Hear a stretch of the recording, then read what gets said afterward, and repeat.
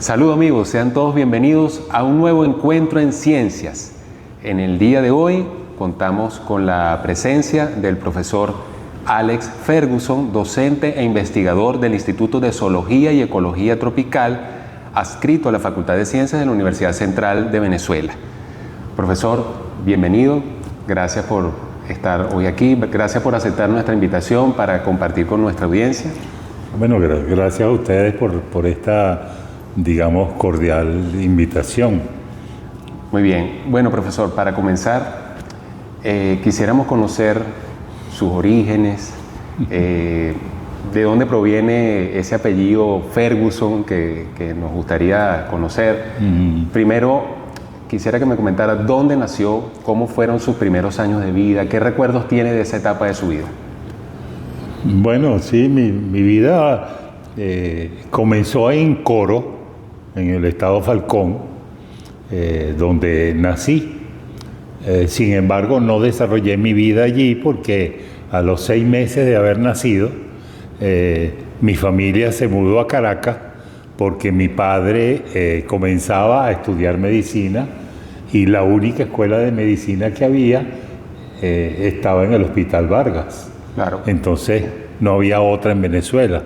Entonces nos mudamos a Caracas, yo tenía 6 meses de nacido y desarrollé toda mi vida, mi infancia, pues. De hecho, aquí en Caracas, y de hecho no viví nunca en Coro mucho tiempo, pero sí, claro, lo conozco mucho, pero ya de adulto, ¿no? Claro. De modo que mi experiencia fue la de un chico caraqueño que se formó en un ambiente totalmente urbano. Tuve una infancia que yo recuerdo feliz en general, aunque después, años más tarde, ya más mayorcito, me enteré que yo era miembro de una familia pobre. Pero por alguna razón yo eso no lo percibí nunca, ¿no? Quizá seguramente debo expresarle algún agradecimiento a mi madre, que fue quien me crió, porque no permitió que yo percibiera esas facetas, pues, de la vida, ¿no? Sí recuerdo una vez que no pude ir al colegio porque no tenía zapatos, pero a mí en realidad no me importó, y a los 2 días ya tenía zapatos y fui para la escuela. Luego, ya cuando empecé la escuela, les estoy hablando ya de mediados de los años 50, ¿no? A la escuela no se ingresaba sino cuando uno tenía 7 años, no se podía ingresar antes, era la ley. Y no existía preescolar, maternal, kinder, nada, eso no existía, ¿no?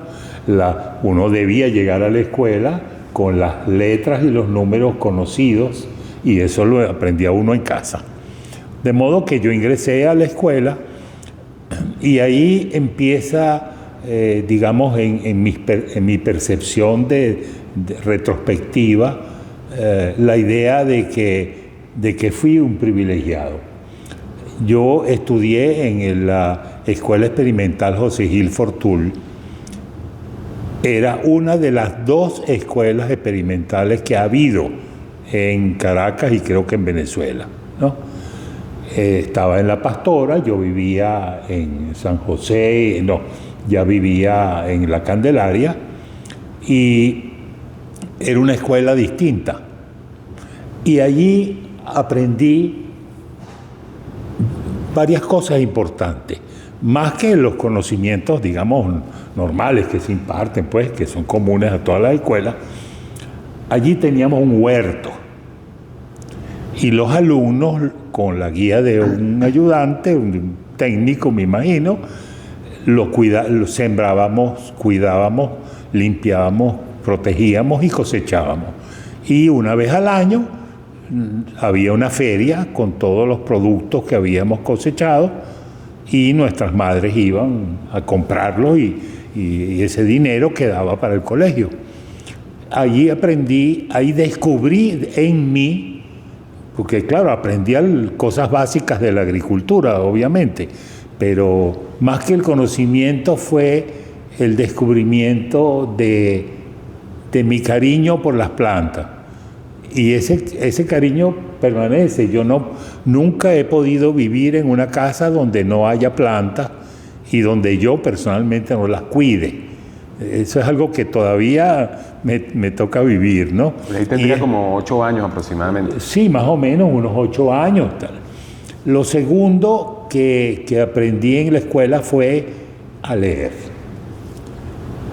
Más que a leer, la fascinación de la lectura. Yo leí mi primer libro a los 8 o 9 años y fue un libro de Julio Verne que se llamaba El soberbio Orinoco. Para mí era un libro como cualquier otro. Con el tiempo descubrí que era un libro sobre Venezuela. Correcto. El único que Verne escribió sobre Venezuela, ¿no? Y lo leí completo. Y a partir de allí yo, a lo largo de 70 años siguientes, no he podido parar de leer. Leí a todo Julio Verne durante la infancia, adolescencia, leí ciencia ficción, fue la pasión de la lectura, pues. Eso es algo que es muy importante porque obviamente se quedó en mí por el resto de mi vida, ¿no? También aprendí algo muy lindo, que no había diferencias entre varones y hembras. ¿Por qué? Porque el colegio tenía clases de manualidades en los cuales podíamos escoger actividades que eran socialmente propiamente femeninas, como tejer, por ejemplo. Yo escogí repujar cuero y hacer otras cosas más. Descubrí que tenía algunas habilidades, pero no era un gran maestro, aunque me dieron mi diploma correspondiente porque hice un bonito trabajo en cuero. Pero también aprendimos a cocinar, porque había una cocina y nosotros contribuíamos. Éramos entrenados en la preparación de alimentos básicos, que luego no sé cuál era el destino, porque no solíamos, comer allí en el colegio, ¿no? Claro. Pero en todo caso nos enseñaban y en ese proceso participábamos varones y hembras. Claro. O sea, no había diferencias en quién era el que cocinaba. Cada quien hacía las cosas con habilidad. Y ahí descubrí de nuevo otra habilidad, otra situación, no ninguna habilidad. Descubrí lo profundamente relajante que es para mí picar verduras. Y eso se ha conservado hasta hoy. ¿No? Cuando yo me estoy estresado o algo, picar las verduras y hacer una ensalada me relaja completamente, y eso lo aprendí en la cocina de la escuela. Luego vino el liceo, en que de nuevo fue un siguiente paso, digamos que con el tiempo sigo percibiéndolo como un espacio de privilegio, ¿no? Yo comencé el bachillerato pues a finales de los 50, principios de los años 60, y estaba muy cerca la caída de la dictadura de Pérez Jiménez.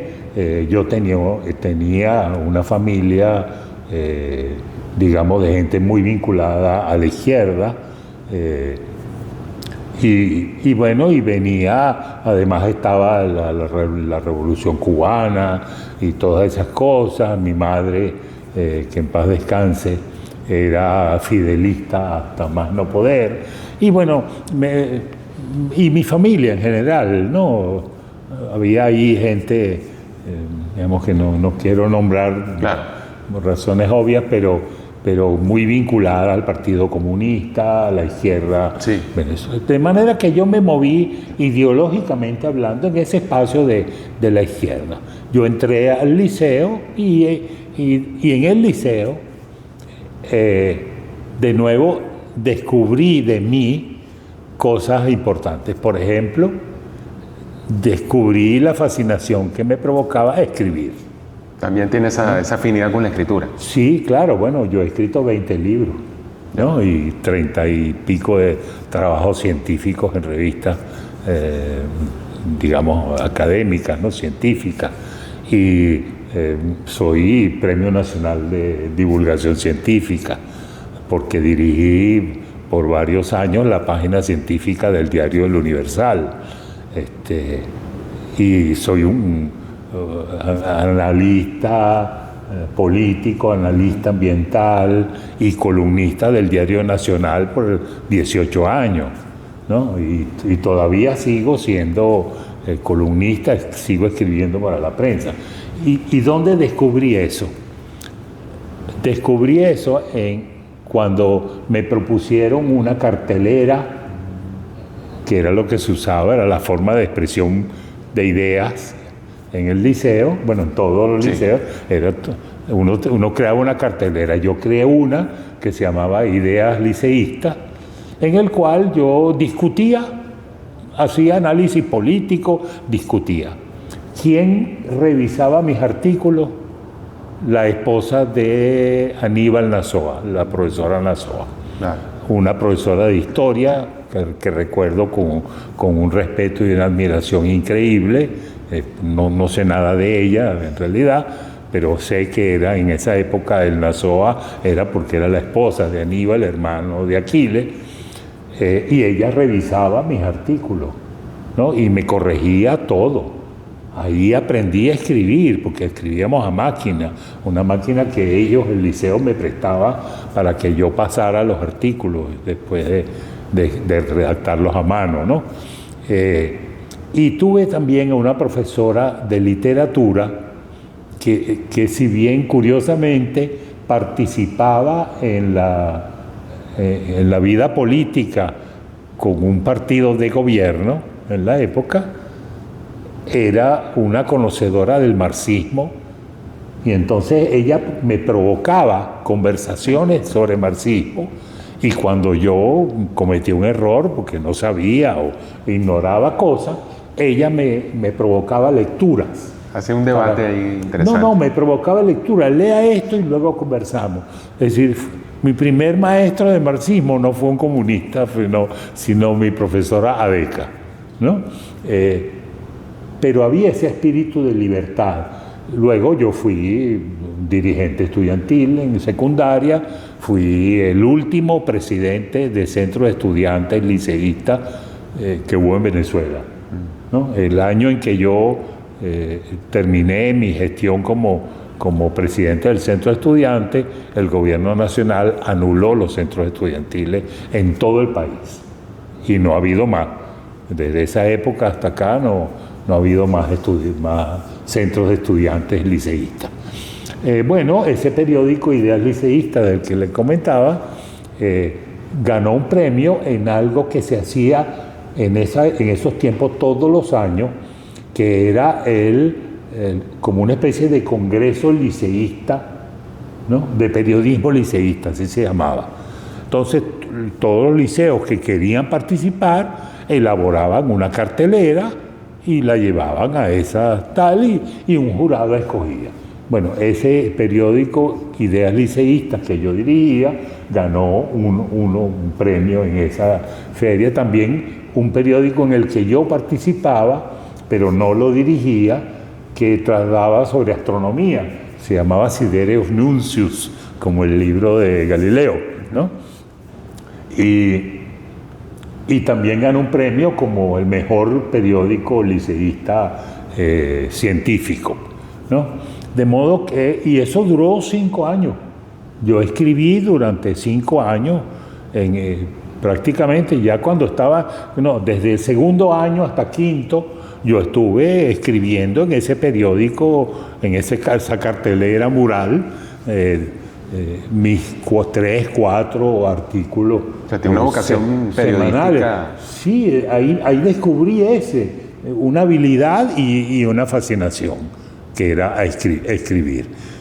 Tanto la habilidad como la fascinación no han cesado, ¿no?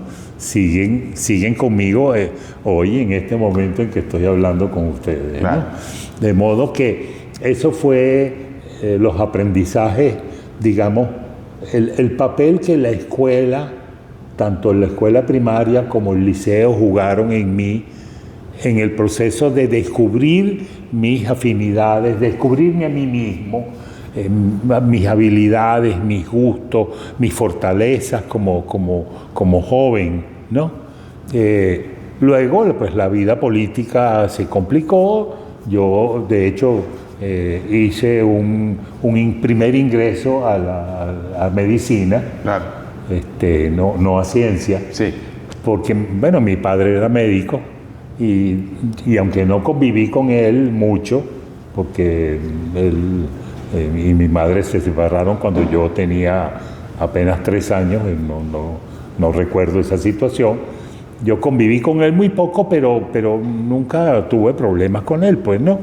De modo que siempre es una referencia, ¿no? Y él además fue un sanitarista público exitoso y tal, se llamaba Virgilio. Y ahí viene una pregunta que me hacen muy frecuentemente, que es de dónde viene ese Ferguson. Claro, esa, ¿no? Inmediatamente es la pregunta clave. Sí, Ferguson es un apellido escocés que deriva de un clan, de los clanes de Escocia, que es la forma de organización social de los escoceses en clanes, que es el clan Fergus.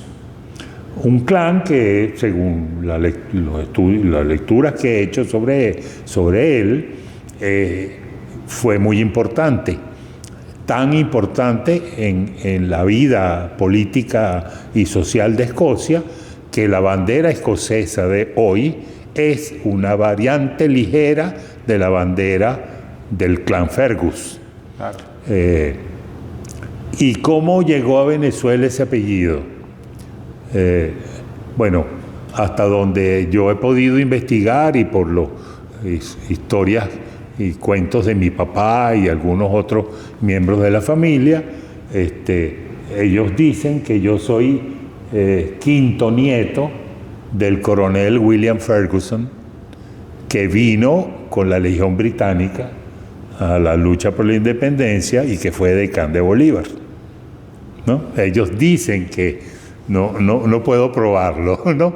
Pero esa es la historia y claro, una historia bien bonita, ¿no? Aunque el coronel, y además el coronel William Ferguson, su nombre está en los monolitos de los próceres, correcto, ¿no?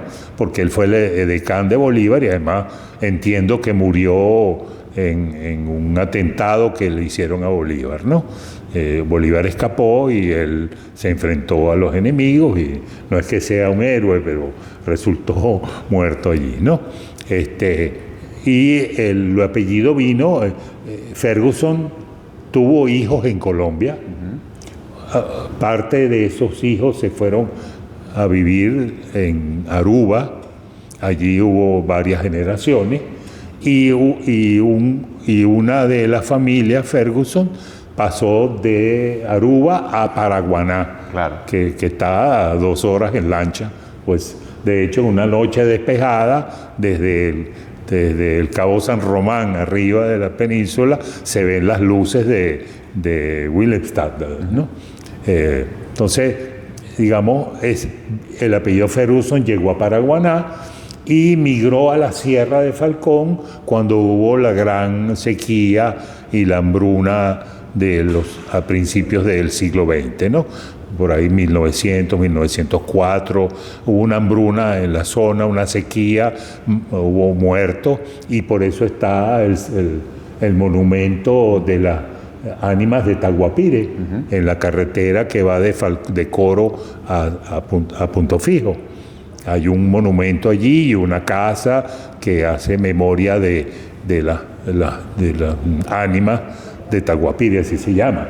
Y esas ánimas son un recuerdo de todos los que murieron migrando desde la península de Paraguaná por la sequía hasta y no lograron llegar ni a Coro, que bueno, es igual de árido que allá arriba, pero a la sierra que tiene agua, clima, frutas, alimentos. O sea, en Falcón toda la alimentación básica que se consume en Falcón viene de la sierra, claro, porque ahí es donde hay la actividad. Entonces, así llegó el apellido Ferguson. Excelente. A un pueblito en la sierra de Falcón, que fue mi abuelo, donde nació mi papá, y mi mamá nació también en ese pueblo, y allí mi papá y mi mamá se conocieron. Pues, claro, ¿no? Luego se mudaron a Coro, porque mi papá iba a estudiar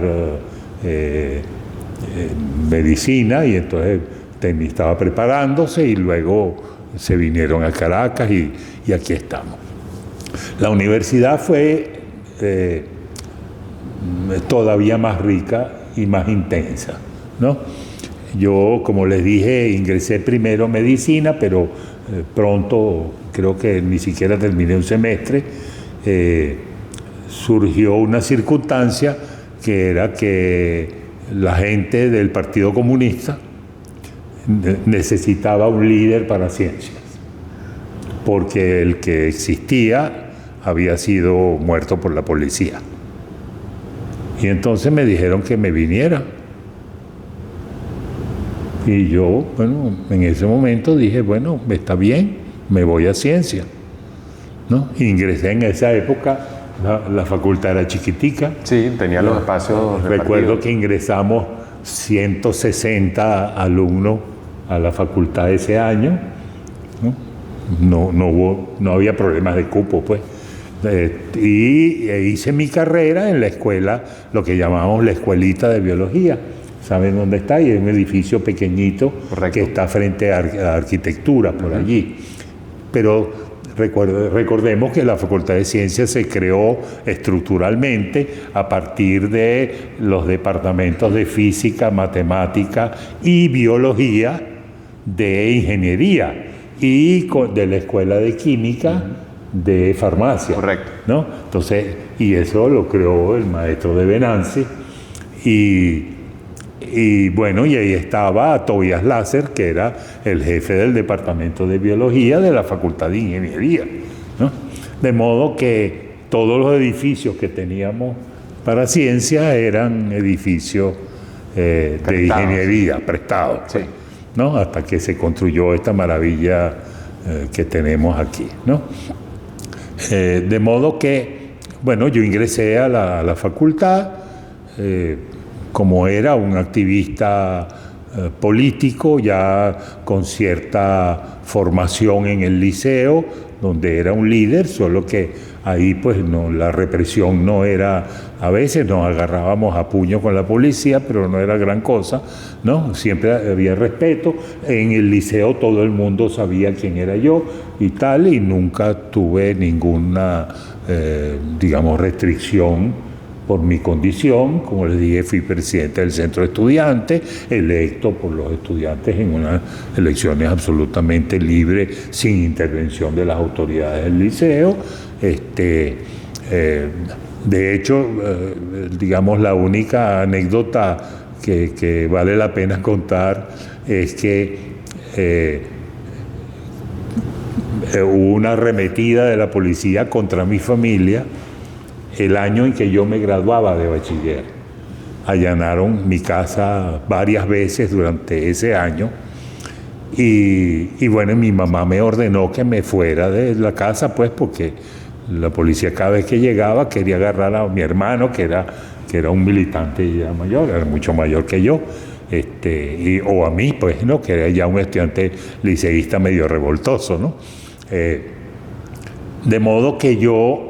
bueno, y la policía puso una patrulla en la puerta del liceo. Y el director del liceo llamó a mi madre, Adeco él, llamó a mi madre para informarle que la policía había puesto una patrulla allí esperándome. Entonces, ¿qué hizo el director? Le dio a mi madre una llave del liceo.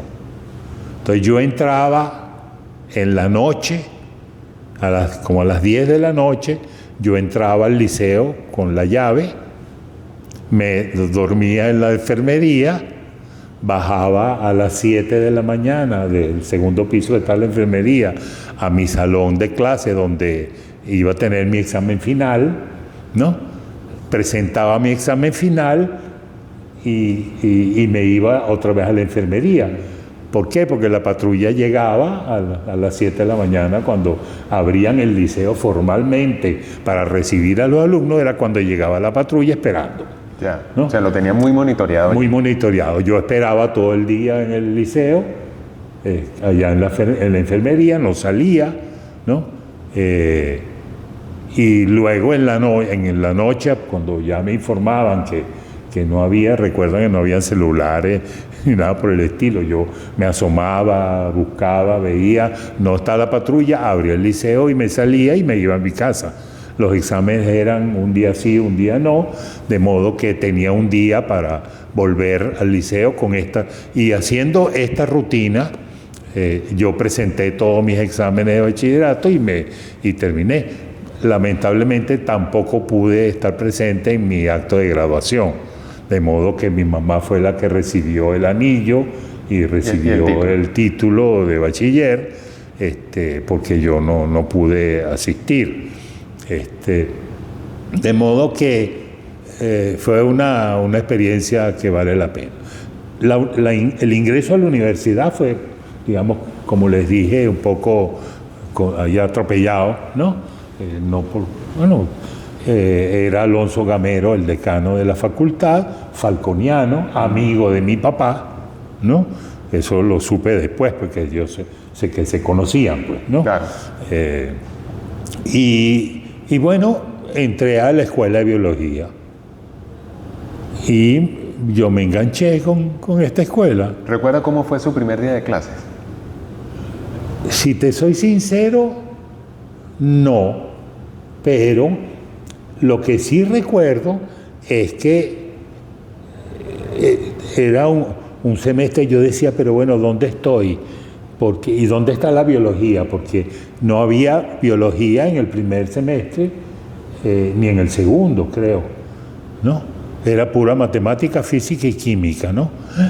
Y eso bueno, yo presenté los exámenes, aprobé, y bueno, después ya en tercer semestre fue que empecé a ver biología, tuve problemas con una de las físicas, eso me retrasó un poco, digamos, para resumir mi vida de estudiante, bueno, yo me gradué con promedio de calificaciones un poquito por encima del promedio de la facultad, pero nada, o sea, yo era un alumno normal, promedio, pues, ¿no? Claro. Ligeramente por encima, pero no era un alumno, no era un Julio Urbina, pues, ¿no?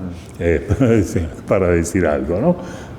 Graduado con 19, cum laude y cosas por el estilo, no. Claro. Yo era un estudiante normal porque además era un militante político, claro, miembro ocupado del centro de estudiantes y además con una vida personal, pues, ¿no?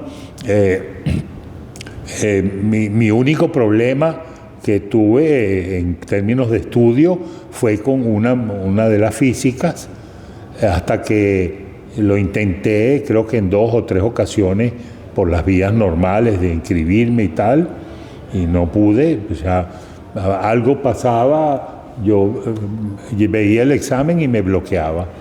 Y ni siquiera entendía el examen. Es decir, que yo me decía, ¿qué es lo que me están preguntando? No entiendo. Hasta que opté por un recurso que todavía existe, que es solicitar del Consejo de la Facultad. No había consejos de escuela, claro, solo el Consejo de Facultad, una prueba de suficiencia. ¿Por qué? Bueno, porque yo tenía ya un año leyéndome todos los libros de física, resolviendo todos los problemas que estaban en los libros de física, y cómo era eso que yo llegaba al examen y entonces no entendía lo que me estaban preguntando. Eso me llevó a plantearme no solo mi caso, yo lo resolví a través de la prueba de suficiencia. Les recuerdo lo que es una prueba de suficiencia. Un jurado de 3 personas, oral, en una oficina de un profesor. Y ellos empiezan a hacerte preguntas y preguntas. Bueno, ellos consideraron que yo sabía suficiente física y sigue la incógnita en mí porque yo no entendía los exámenes, pues, porque me reprobaban, digamos, en los exámenes cuando el jurado percató de que yo sabía suficiente física como para aprobar. Claro, había una incongruencia allí de criterio. Ahí luego, entonces yo me metí en la cuestión pedagógica, descubrí dónde estaban los problemas e hicimos como centro de estudiantes una solicitud ante el consejo de la facultad para que exhortara a la escuela de física a transformar los exámenes, ¿no? En clase el tiempo se iba dándonos la teoría, pero los exámenes eran 5 problemas. Y ahí había una falla pedagógica. Claro. Esa falla se corrigió, por cierto, ¿no? Luego no recuerdo que me hayan reprobado en ninguna otra materia. Luego vino la tesis de pregrado. La naturaleza de mi tesis fue compleja, un trabajo del cual me siento muy orgulloso, pero duró 2 años, ¿no? Y la razón era que, también una anécdota que contar, que yo trabajé con un estudio de efectos de cruces hermano-hermana, ¿no? Que se llama endogamia, en la tabla de vida de los mosquitos. Fui uno de los primeros que utilizó la computadora gigante, la 360, teníamos que perforar las tarjetas y meterlas ahí, el programa ya estaba, pero teníamos que perforar los datos en la tarjeta para hacer eso. Fue un trabajo muy bonito, el primero en su tipo en el mundo, una tabla de vida sobre 6 generaciones, pero en la última generación duró 6 meses. Y no podía matar a los animales, tenía que dejar que se murieran. Y entonces los compañeros me ponían latas de baigón en el escritorio, un matamosca, y a cada rato estaban poniéndome cosas para que matara a los que quedaban. Pero esa tesis la hice bajo la dirección del doctor Carlos Machado Allison. Fue una experiencia maravillosa para mí. Dentro de ese proyecto también tuve la fortuna de ser invitado a través del laboratorio a trabajar en México, en el Instituto Politécnico y en el Museo de Historia Natural en México. Ahí pasé unos cuantos meses capacitando a técnicos de ello, porque nosotros desarrollamos unas técnicas nuevas para trabajar con mosquitos y las aplicamos, las queríamos enseñar allá porque ellos iban a hacer el mismo proyecto que estábamos haciendo aquí en Venezuela, ¿no? Bueno, mi vida como estudiante fue intensa. No me gradué en los 5 años ni remotamente que establece el plan de estudio, pero lo digo con toda sinceridad, no me siento ninguna vergüenza. Digamos, quizás es bueno que comente que el tiempo extra de los 5 años incluyó 2 años del allanamiento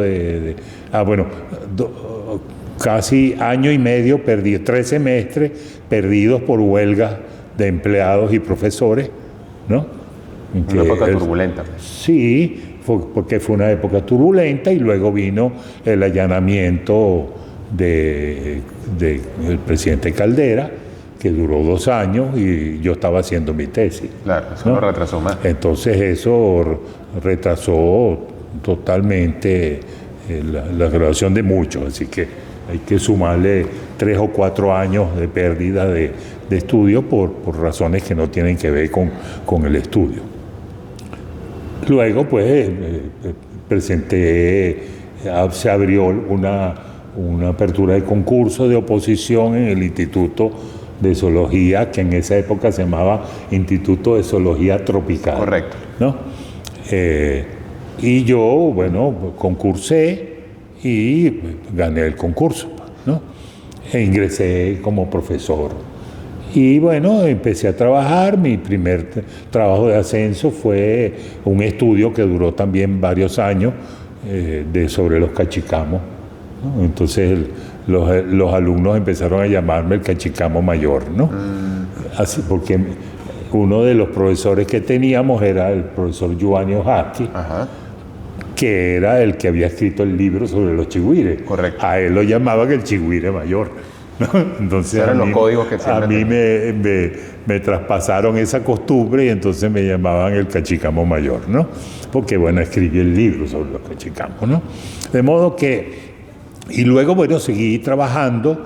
Ese fue un proceso. Yo ingresé para hacer ecología animal, ese era el concurso, y dar clases en principios de biología y ecología, ¿no? Bueno, mi experiencia más hermosa fue principios de biología. De eso me siento, la dicté durante 39 años, prácticamente consecutivos, salvo esos periodos de cierre. O sea, nunca dejé de dar clases allí. Esa era mi consentida, pues. También, pues, di clases de ecología vegetal, ecología animal, laboratorio, y en la última etapa de mi vida abrimos con el profesor Renato de Nóbrega una asignatura electiva que se llamaba Principios de Ecología Humana, ¿no? Que costó Dios y su ayuda para que lo autorizara. Porque, claro, ese es un área de trabajo híbrida, donde se mezcla mucho de política, sociología, economía y, por supuesto, ecología. Pero la ecología está ahí como oculta, ¿no?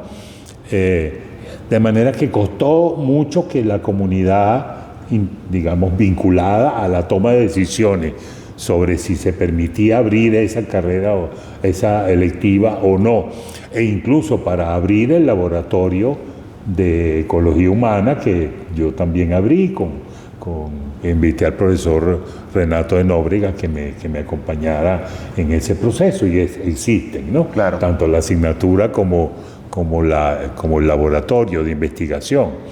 Eso ocupó, pues, los últimos 10 o 15 años, 10 años, digamos, de mi carrera antes de jubilarme a mediados de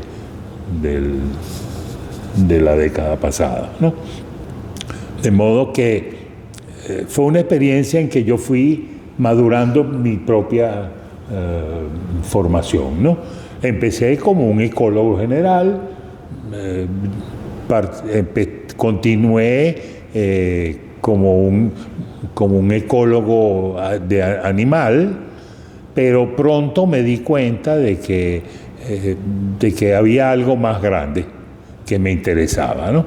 Que era, digamos, las relaciones entre la sociedad y el ambiente, lo que resumimos en ecología humana. Correcto. ¿Cuáles son los factores que intervienen en la interacción entre las sociedades humanas, donde quiera que estén, y el ambiente que la soporta, ¿no? Que les da el aire, el agua, la energía, los alimentos, el espacio para construir, etc. ¿Qué media esa relación? Entonces, y allí, digamos, con estas ideas, allí fue ya terminando mi carrera. Cuando empezamos el trabajo de investigación, en el cual hay varias publicaciones sobre ecología humana, yo descubrí que esa relación era por naturaleza una relación, para decirla coloquialmente, de amor-odio, para decirla técnicamente, una relación de conflicto. Es decir, la sociedad y el ambiente estaban en permanente conflicto. Y yo me pregunté, bueno, ¿y qué sé yo de conflicto? Entonces hice un posgrado en la Universidad Metropolitana sobre gerencia de conflictos y negociación. Y bueno, allí comencé a entender dónde estaban los problemas, ¿no? Sobre eso he escrito muchos artículos en revistas sobre el problema de la sustentabilidad, mis críticas a lo que está ocurriendo ahorita con el cambio climático, claro, y todo lo demás. Y se me ocurrió y montamos, yo presidía en ese momento, siendo profesor, una fundación que llamamos Punto de Encuentro, una asociación civil que se ocupaba de eso. Entonces organizamos con la Dirección de Extensión de la universidad el diplomado en manejo de conflictos y negociación. Ese diplomado fue súper exitoso. Tuvimos, no sé, casi 200 alumnos en 3 cohortes, y ahora estoy por solicitar la apertura de la 4ª cohorte, que pasó casi 10 años porque ya cuando hicimos la 3ª cohorte ocurrió que, bueno, la universidad entró en crisis, pues. Claro. La sala E perdió los equipos, ¿no? Creo que hubo un robo incluso, pero los equipos se perdieron y no había dinero para reponerlos. Entonces no había sala, no había empleados, no había recursos, y bueno, eso ya no, y hacer eso en un saloncito con la costumbre que hemos tenido de tener, en mi opinión, la sala pequeña más hermosa que tiene la universidad, que es la sala E, claro, ¿no? Entonces no se siguió dando. Luego murió Roberto de Bris, que era quien me acompañaba en ese proceso, y no se siguió dando, pero yo quiero reactivarlo ahora. Sí, muy bueno. Y así espero, bueno, continuar alguna actividad. ¿A qué me he dedicado en los últimos años después de mi jubilación? Bueno, escribí 2 libros. Uno es sobre gestión de conflictos, porque vi que no había ningún libro escrito por un venezolano, ¿no? Lo más cercano era un libro de Colosi, un argentino, muy bueno el libro, que había estado en Venezuela, pero que era argentino.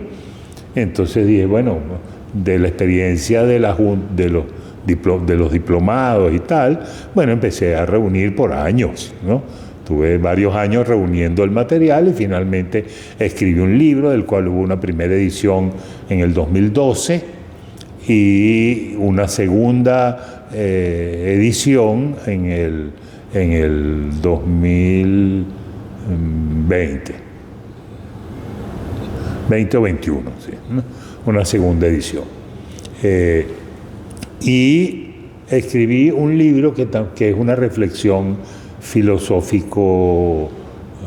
sociofilosófica sobre la evolución de la humanidad. Allí me inspiró un diálogo a distancia que mantuve con un asistente, creo que era, de Harari, el de Spes. Después que leí el libro de Sapiens, ¿no? Yo entré en contradicción con muchas cosas que él decía ahí y le escribí. Claro. Obtuve una primera respuesta, digamos, un buen feeling allí, y eso me motivó a decir, bueno, voy a escribir una respuesta, ¿no? Una versión, pues, no del libro. El Sapiens es un maravilloso libro, sin ninguna duda, un poco repetitivo, y tiene su libro de 700 páginas o algo así. Es un libro demasiado denso, pero muy repetitivo, pero es de los libros que vale la pena leer, porque pone de relieve las deficiencias, los problemas. Entonces yo hice un libro que se llama La humanidad posible, ¿no? ¿Y esos materiales se pueden conseguir para que la gente los pueda...? En Venezuela no encontré quien los editara, entonces los puse en Amazon. Claro. Están disponibles en Amazon, y yo, bueno, solo tengo algunos ejemplares que me han enviado amigos, porque Amazon no envía a Venezuela. Claro. Entonces ahí estamos mal. Entonces, unos amigos ya en Miami me compraron unos ejemplares y me los mandaron, ¿no? De modo que, digamos, y bueno, sigo activo pues en en ese proceso, ¿no? Excelente.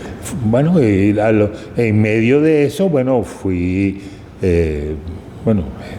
jefe de cátedra, jefe de departamento, director del Instituto de Zoología Tropical, promotor del proceso de transformación del instituto en lo que es hoy Instituto de Zoología y Ecología Tropical, y fui también coordinador del vicerrectorado administrativo en la gestión de Yaneto a principios de los 2000, y me agarró nada más y nada menos que el problema de los tomistas, ¿no? Correcto.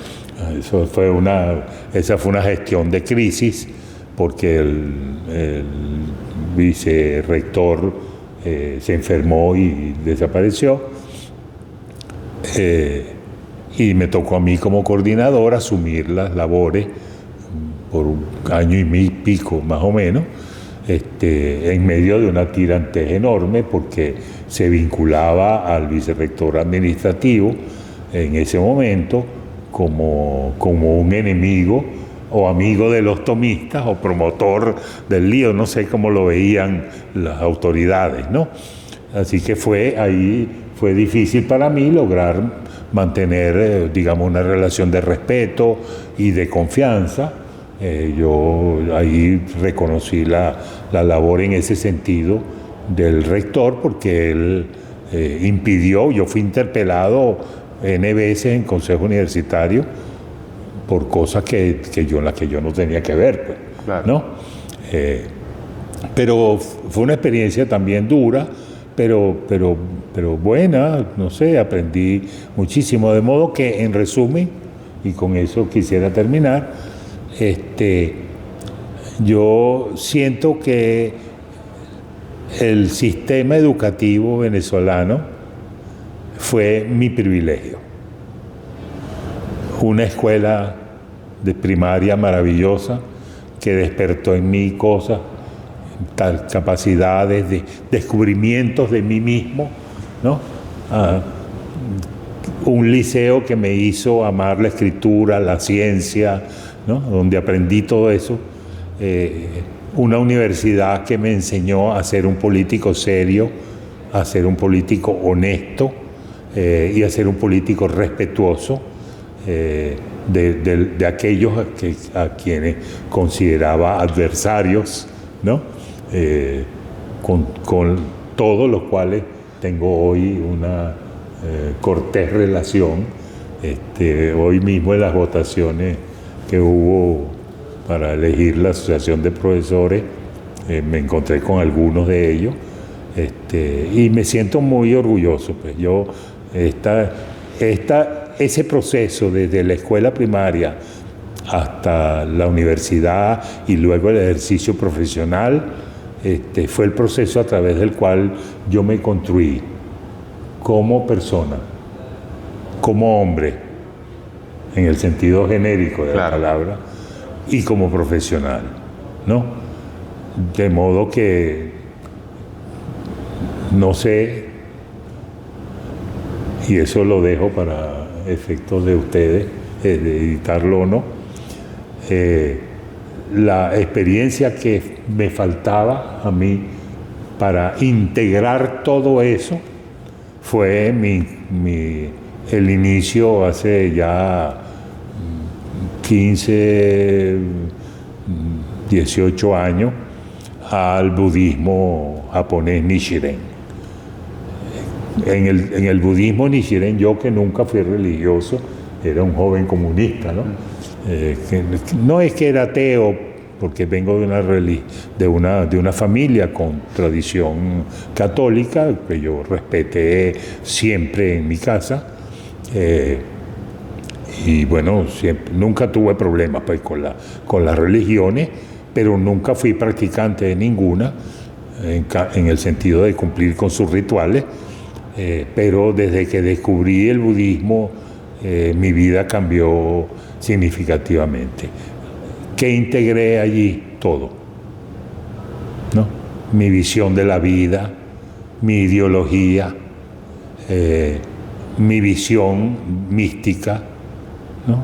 Que hay más allá de la muerte, la parte religiosa que que tenía como herencia también la pude integrar, y el budismo es el que me ha permitido disfrutar de estos últimos años de mi vida con una plenitud que no conocía antes, ¿no?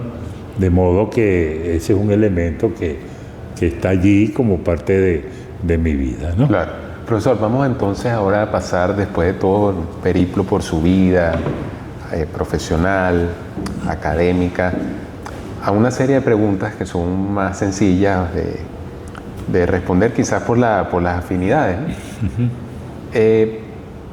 ¿Qué tipo de música le gusta más a usted? ¿Cuál es la música que más suele escuchar usted? Bueno,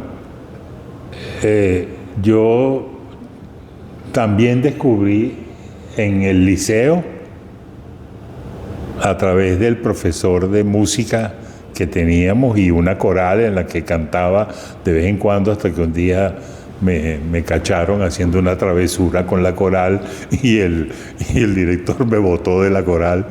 Es que la música con la que mi mente y mi corazón resuenan es el barroco.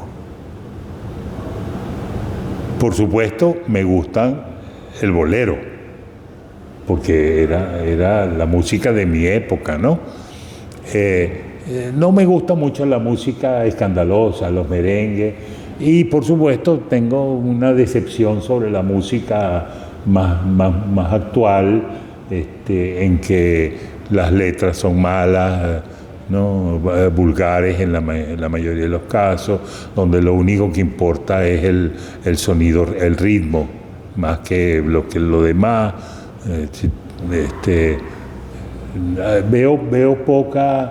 Veo poco talento, salvo excepciones, ¿no? Y veo que incluso las voces y la música que uno, digamos, que a mí me atrae ahorita, son cantantes nuevos que cantan canciones viejas. Claro. Y la nueva música, bueno, hay algunas bandas, digamos, que me atraen. La parte del twist, el rock and roll, a mí el rock and roll me parece que cambió una cosa importante, pero yo no lo oigo mucho. Es decir, cuando yo quiero oír música, oigo los barrocos, Claro. porque es la música que me conmueve cuando la escucho. En cuanto a lugares, ¿qué lugar quedó borrado, o mejor dicho, insertado en su memoria que no ha podido olvidar, bien sea de Venezuela o fuera de nuestro país?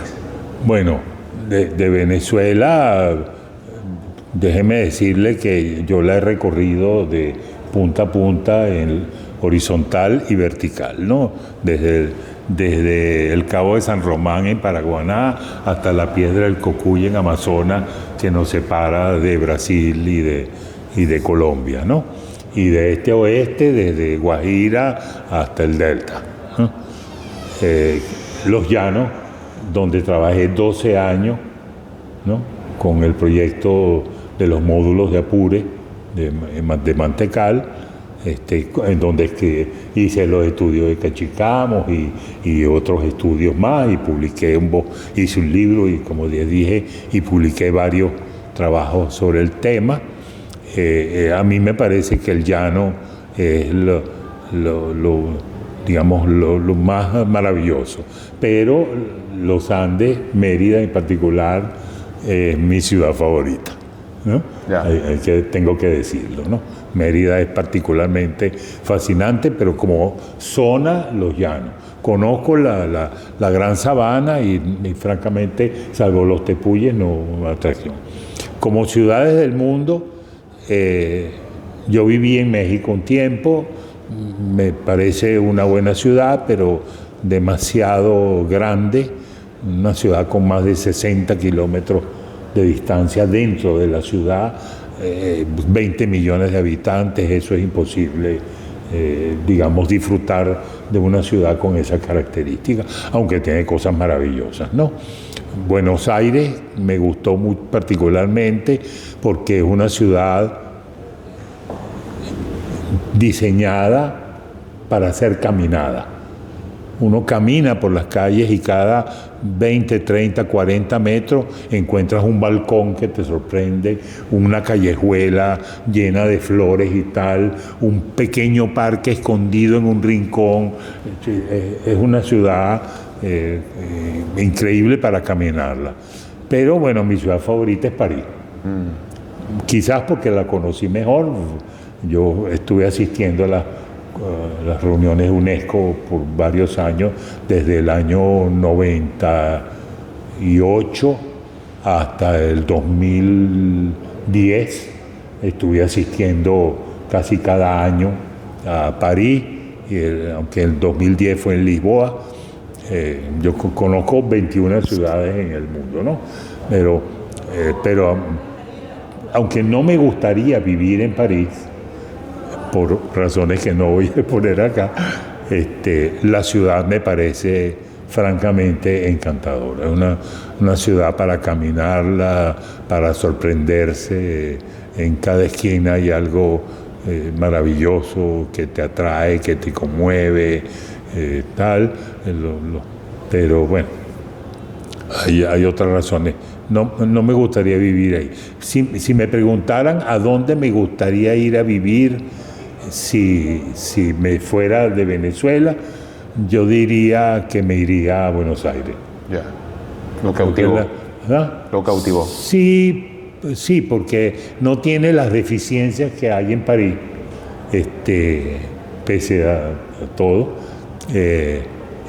Y lo único medio fuerte en Buenos Aires es el clima, por la humedad, frío, muy húmedo, entonces pega muchísimo el frío, y hay verano también particularmente caluroso por la humedad, entonces no sudas, porque afuera hay más agua que adentro, ¿no? El aire es más húmedo que tu cuerpo, entonces no sudas, entonces es una sensación a veces agobiante, pero eso es un detalle en realidad. Claro. Yo me iría a vivir a Buenos Aires. Qué bueno. Profesor, ¿su comida favorita? Bueno, yo creo que tomando en cuenta lo que he comido toda mi vida, yo diría que la arepa. Porque, bueno, desde que yo tengo memoria, como arepa todos los días, ¿no? En el desayuno, a veces en el almuerzo, tal.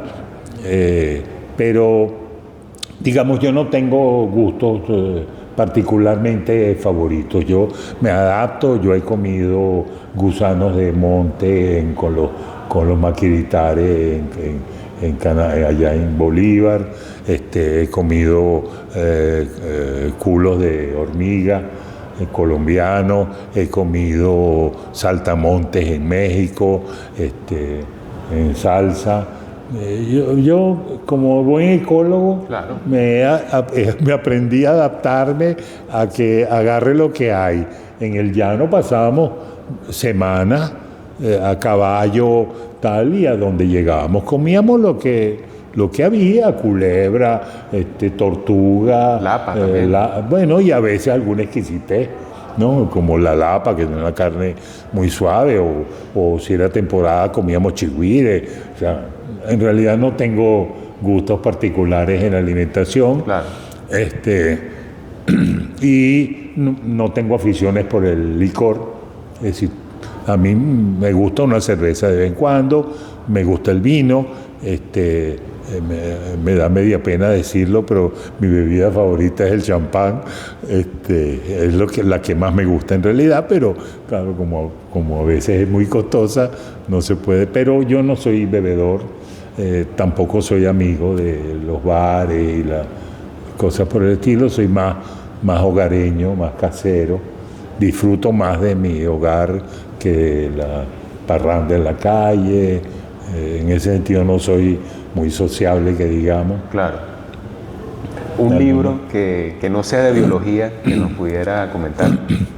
Bueno, yo tendría que citarte más de una docena, ¿no?, de libros importantes, pero hay uno que quisiera destacar. Hay un libro, ustedes recuerdan el famoso Juan Sebastián ¿El compositor? No, el libro de Juan Salvador Gaviota, pues, de Richard Bach. Correcto. ¿No? Bueno, Bach escribió un libro que no tuvo la fortuna del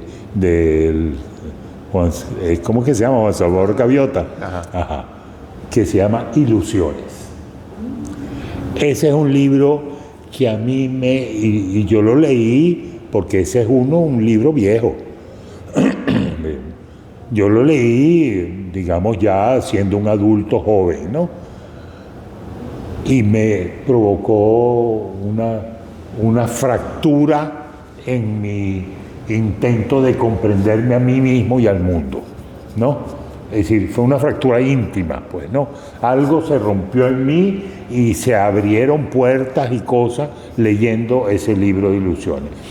Yo lo recuerdo, pues, como uno de los libros que más impacto tuvo sobre mí mismo, ¿no?, por las reflexiones que provocó. De hecho, todavía conservo ese libro, o la versión original que leí hace, no sé, 40 años, 50 años, no me acuerdo. Pero luego ha habido otros libros como de Chopra, por ejemplo, que vale la pena, Gaia, La Encrucijada, ¿no? Que son libros densos, ¿no? Y bueno, otro libro, pero ya estoy más acercándome al mundo académico. Claro. Leer a Edgar Morin, por ejemplo, a quien tuve el placer de conocer en París, y trabajar con él en algunas ocasiones, compartir algunos escritos, etcétera,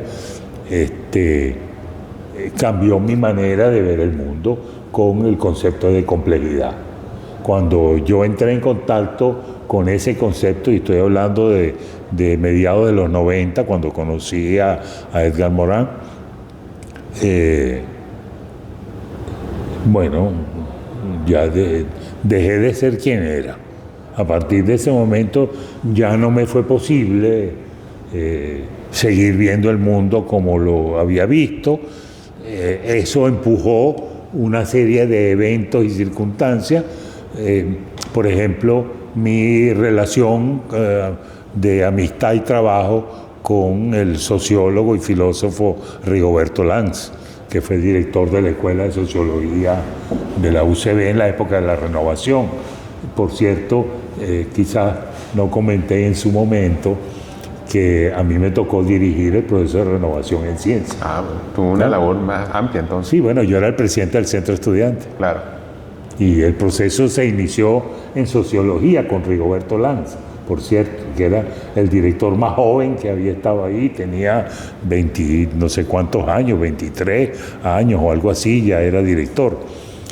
Pero bueno, tenía un doctorado en la Sorbona, o sea, no era cualquier cosa, pues, ¿no?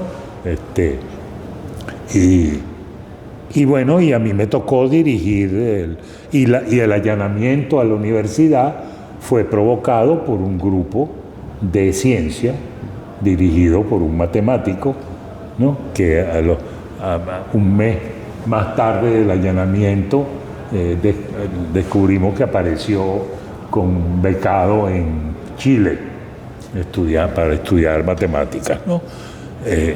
Él hizo una acción que no estaba prevista, fuera del control de nuestro plan de cómo manejar a la Guardia Nacional y a los tanques afuera, ¿no? Claro. Y él fue el que promovió la tumbada de la cerca del jardín botánico, ¿no? Eso no estaba planeado, no era parte de lo que nosotros queríamos hacer. De hecho, estábamos preparando ir, que yo y otros más, fuéramos a hablar con la Guardia Nacional afuera, pues, ¿no? Pero cuando tumbaron la cerca, la Guardia Nacional metió el primer tanque hasta la residencia y ahí se acabó el pan de piquito, ¿no? Entonces, en esa época yo comencé una vinculación académica con Rigoberto Urán. Luego Rigoberto Urán se fue a estudiar un segundo doctorado y después un tercero, y nos volvimos a encontrar a finales de los 80. Y allí trabajamos juntos ya hasta que él murió en 2015, ¿no? 10 años ya. Sí. Y publicamos por lo menos una docena de trabajos juntos en revistas, libros y tal, con este problema de la complejidad, ¿no? En el caso mío, el problema me excedió, pues, ¿no? Es decir, mi capacidad de trabajo y comprensión y de estudio no me permitió tomar ese tema y llevarlo más allá. Pero sí escribí un cuanto, yo todavía pues no, cuando ya me estaba jubilando, apareció una señora, Eleanor Armstrong, norteamericana, con unos trabajos impresionantes, ¿no? Intentando abordar este asunto de cómo es que se relaciona la comunidad humana con la naturaleza, a través de qué mecanismo, pero cuando vimos lo que ella estaba planteando, digamos, se quedaba ahí. Llevar eso más allá requería una formulación matemática, un trabajo matemático que yo personalmente estoy lejos de tener capacidad para hacer, ¿no? Entonces, bueno, pero ya yo estaba por jubilarme, había ya tomado la decisión y bueno, hasta ahí se quedó, alguien lo hará. Claro. Estoy seguro, porque esos trabajos de la Armstrong son francamente impresionantes. Espero que los que vengan atrás sigan por ese camino. Profesor, para ir cerrando nuestra conversación amena de hoy, ¿qué considera que le falta por hacer? ¿A mí? No sé. Yo estoy en paz conmigo mismo. Tengo una visión de mi pasado muy buena, muy realista, muy consciente de errores y aciertos, ¿no? Virtudes y pecados. O sea, no me engaño a mí mismo, sé lo que no hice correctamente, sé dónde metí la pata, sé lo que aprendí, sé dónde tuve éxito. Es decir, tengo una visión del pasado, digamos, sincera, pues, ¿no? No me oculto a mí mismo mis errores, no me da vergüenza hablar de ellos cuando las circunstancias lo permiten o lo exigen. No me arrepiento, pues creo que viviría mi vida tal como la viví, digamos, mi paso por el arte, ¿no? Yo acompañé a Levi Russell en su primera obra, que fue Lima Zululeka, que se presentó aquí en la universidad. Yo era el asistente de Levi, ¿no? Y juntos lo ayudé a montar el espectáculo, serruché tabla, hice todo lo que me mandaban a hacer al lado de Levi. Todavía conservamos la amistad. Bueno, y esa es, bueno, ahí despegó Russell como director, como escritor y guionista y director de teatro, ¿no? Porque mis sitios naturales fuera del liceo, cuando yo salía del liceo, mis sitios naturales eran el Museo de Ciencias en la Plaza Morelos, el Ateneo de Caracas al lado y el cafetín del Museo de Bellas Artes al frente, del cual no les quiero hablar. ¿No? Claro. Pero y yo me la pasaba ahí, esos eran mis lugares naturales. Yo estudié en la escuela, en la Cristóbal Rojas, como alumno oyente. Yo iba a participar y luego descubrí que yo no tenía talento para... Me gusta dibujar, hago algunas cosas, pero no soy un artista, pues no tengo la vena, ¿no?, para ser un artista. De modo pero tuve esa pasantía por allí, me hice amigo de varios pintores, Jacobo Borges, todavía hablamos, ¿no? Me explico, él vive en Nueva York, pero nos hablamos, tengo piezas que él me ha regalado. Bueno, hay una aquí en el instituto, en la oficina, yo dejé una de las piezas que él me regaló. Es decir, yo he hecho de todo, pues, ¿no? Claro. Me expliqué. Por supuesto. Mil cosas. De modo que, ¿qué es lo que quiero hacer? Bueno, seguir haciendo todo lo que puedo. Ya yo tengo unos cuantos años jubilado, las circunstancias no permitieron más que sostenerme económicamente con escritos en la prensa, ¿no?, que pagan poco si uno no es periodista, ¿no?, como ya ustedes saben, pero bueno, con eso y ahora, bueno, me entusiasmé con la idea de volver con el diplomado en negociación y resolución de conflictos, y vamos a ver si eso prospera en el próximo trimestre, ¿no? Ojalá que sí. Yo seguiré haciendo, pese digamos, a las situaciones, a las condiciones médicas por las cuales atravieso, que no sé si debo hablar de ello. Como quiera. No, bueno, yo soy diabético tipo 2, producto de que tuve sobrepeso por 5 años y el sobrepeso disparó en los años 90, y el sobrepeso disparó hipertensión y diabetes tipo 2, ¿no? Tuve cáncer de colon en el 2012, me operaron, me extrajeron un trozo de colon, ¿no? Y finalmente tuve hace 5 años una insuficiencia cardíaca, me hicieron un cateterismo, me pusieron un stent en el corazón, ¿qué más te digo? Bueno, eso. Pero todo eso, yo voy al médico todos los años, me hago mi chequeo, sigo mis tratamientos, la diabetes controlada con insulina.